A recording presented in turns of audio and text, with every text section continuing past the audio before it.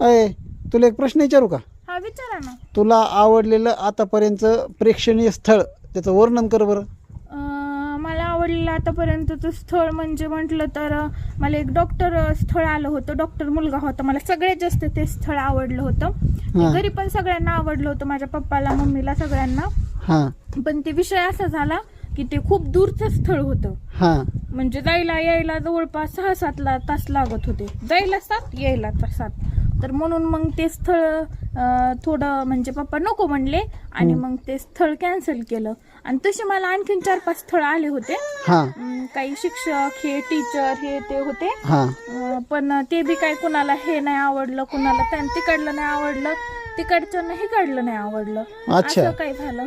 पण मला सगळ्यात जास्त आवडलेलं स्थळ म्हणलं तर तेच होतं, डॉक्टरचं स्थळ होतं. असं आहे का? मग ते भारी स्थळ होतं का?